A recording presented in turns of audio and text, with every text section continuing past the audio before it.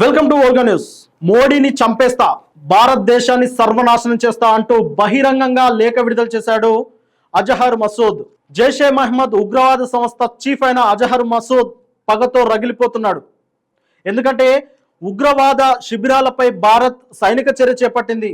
Operation Sindoor పేరుతో భారత్ ఈ సైనిక చర్య చేపట్టి దిగ్విజయంగా 100 మందికి పైగా ఉగ్రవాదులను హతం చేసింది. ఎంతో మంది ఉగ్రవాదులు క్షతగాత్రులుగా హాస్పిటల్లో చికిత్స పొందుతున్నారు. ఇలాంటి సందర్భంలో పాకిస్తాన్ సైన్యం యుద్ధానికి తలపడుతుంటే పాకిస్తాన్ ఉగ్రవాది అయిన ఈ అజహర్ మసూద్ మాత్రం పగతో రగిలిపోతున్నాడు. దానికి ప్రతీకారంగా ఒక బహిరంగ లేఖ విడుదల చేశాడు. అయితే దీనికి కారణం అయితే ఉంది. ఎందుకంటే ఇతను నిర్వహించే ఏదైతే జైషీ మహమ్మద్ ఉగ్రవాద శిబిరం ఉన్నదో అక్కడే ఇతని ఇల్లు కూడా ఉన్నది. ఈ ఉగ్రవాద దాడిలో మన సైనిక చర్య ఏదైతే ఆపరేషన్ సింధూర్, ఆ సైనిక చర్యలో అతని ఇల్లు అయితే పూర్తిగా ధ్వంసం అయిపోయింది.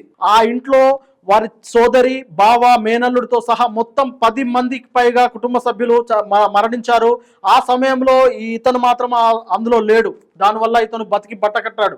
ఆ తర్వాత వెంటనే భారత్పై విషం చిమ్ముతూ అతను ఒక బహిరంగ లేఖ విడుదల చేశాడు.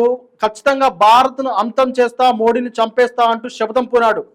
భారత ప్రధాని మోడీ అంటే 2 దేశాలకు మధ్య ఉన్న యుద్ధ నీతిని తప్పాడని, అలాగే ఆ నియమాలను ఉల్లంఘించాడని చెప్పేసి అతను విషం కక్కుతున్నాడు. ఇలాంటి సందర్భంలో భారత్ అతని మాటలను, అంటే భారత్ కానీ నిఘా వర్గాలు కానీ అజహర్ మసూద్ మాటలను సీరియస్గా తీసుకోవాలని, అతని మాటలను అంటే లెక్క చేయకుండా ఉండాల్సిన పరిస్థితి ఉండొద్దు అని చెప్పేసి నిపుణులు హెచ్చరిస్తున్నారు. ఎందుకంటే అతడు ఎలాంటి వాడంటే అతను ఒక టెర్రరిస్ట్. అతనికి ఎలాంటి ఎమోషన్స్ కానీ అలాగే నిరాశ కానీ ఉండదు. ఖచ్చితంగా భారత్ పై పగ తీర్చుకునే క్షణం కోసం అయితే ప్రతి క్షణం అతను వెయిట్ చేస్తూ ఉంటాడు. ఇలాంటి సందర్భంలో అతడు బహిరంగంగా భారత్ పై ఇలాంటి వ్యాఖ్యలు చేసినప్పుడు అతని మాటలను ఖచ్చితంగా సీరియస్ తీసుకొని ఇకపైన టెర్రరిస్టు మూకల పైన, లేదంటే ఆ నిఘా వర్గాల పైన అత్యంత ప్రతిష్టతతోటి మన భారతీయ నిఘా వర్గాలు ఉండాలని చెప్పేసి నిపుణులు హెచ్చరిస్తున్నారు.